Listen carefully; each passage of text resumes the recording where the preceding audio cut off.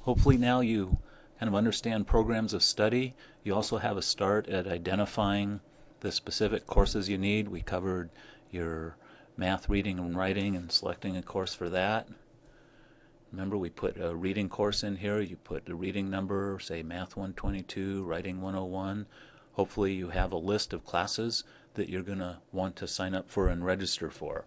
The next step, hopefully, now that you have a list of courses that you're interested in, is identifying which specific classes you are going to take. What I mean by that is, where is the class offered, which campus, at what time, how long does it run, on what days. You want to figure that out. Now you can also print out a schedule planner and it can help you plan your schedule. You aren't going to want to take two classes that run Monday 8 to say 10:30 and then another one that runs 9:30 to 11. They overlap. It's going to be a problem. So here's a tool that as we go through this and you start building a schedule of classes, specific classes that you're going to register for, it's a helpful tool for being able to do that. What you're going to want to do to identify which specific class you want is to go to the PIMA website schedule of classes. So log into your MyPIMA. Here we are. You're going to want to, or no, I'm sorry, just go to the regular old PIMA website. You don't need to go to MyPIMA. And you're going to go here to Programs and Courses. Right over here you can see class schedules. You want to look at the class schedules.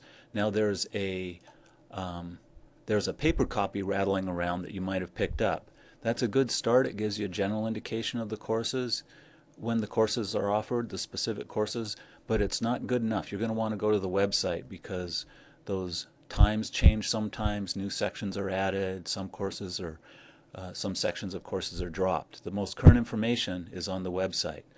Once you go to class schedules, credit class schedules, and here you have the search engine. This is where you want to go to be able to select and pick your classes.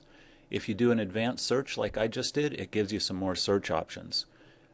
Here are the different categories of class: accounting, biology, political science, history, economics, math. You're going to want to pick that and then put a course number here. And if you want to qualify, you can do so. If you have a specific instructor you like or specific time frames, over here which campus you want, you can do so.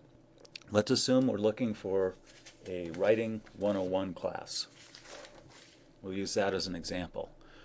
So you go here. If you click in here, you can scroll down like this, or you can click in here and hit a W, and it'll drop you down to the courses that start with W's. There's wellness, welding, writing. Okay, writing, and let's look for a Writing 101. So we'll put Writing 101 in here.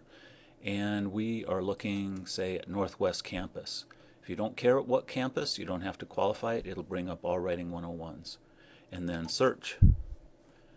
Here are all the classes being offered at Northwest Campus, Writing 101. Now I'm going to go over this really quickly, so point out some things to be aware of.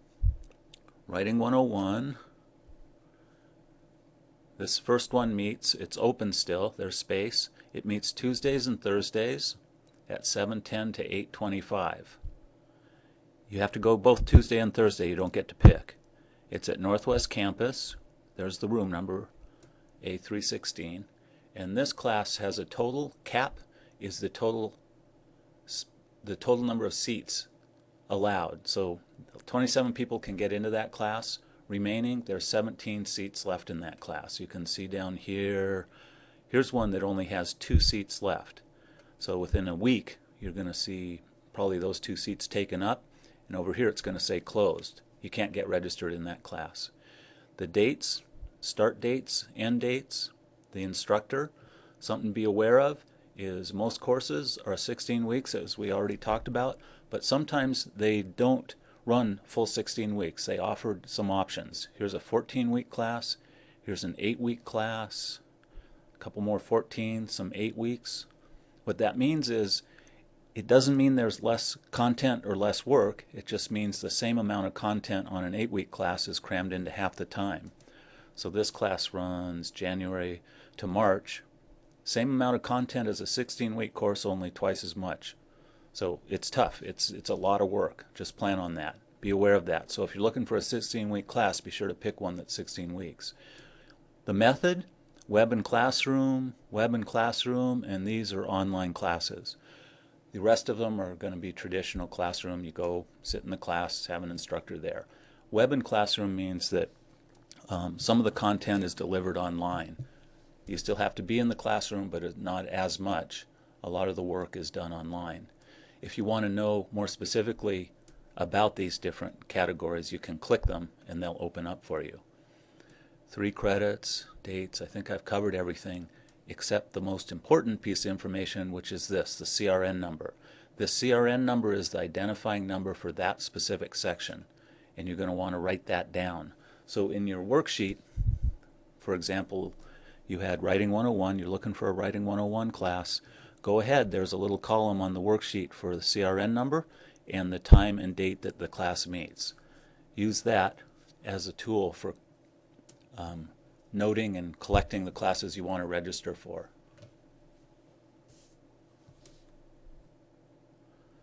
So you're going to want to keep those CRN numbers and the time and dates. We'll get out of this, back to the PowerPoint.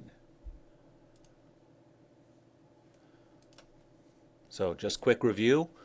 To get to the class schedule, click Programs and Courses. Class Schedules over here. Credit Class Schedules. Once you get to this window, you're going to do Advanced Search. It gives you some additional options for narrowing your search for a specific class. And then here you go. You're going to put your course here, Writing 101, Math, whatever it is, the number of the course, 101, pick the campus, and click Search, and up will come the information that you need. The CRN number, days and times, campus, space, number of seats left, dates, length of class, and the method of delivery. Keeping track, here's this worksheet. You've been seeing this throughout different units. You're going to want to put the CRN number,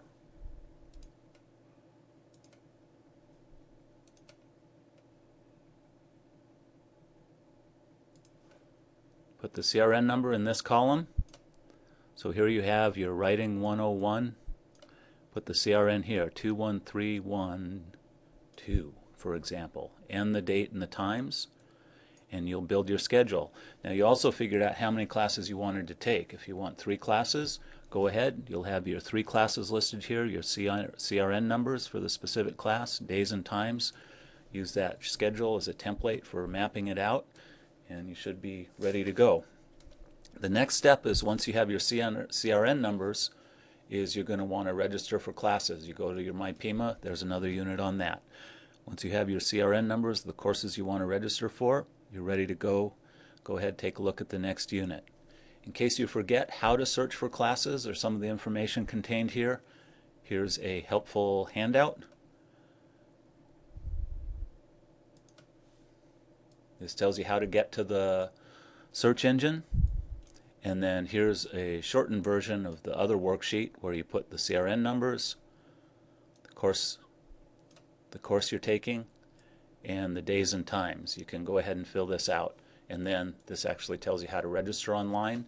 We'll do that in the next unit. You can register online, or you can walk into a campus with this filled out and they can register you. That's it.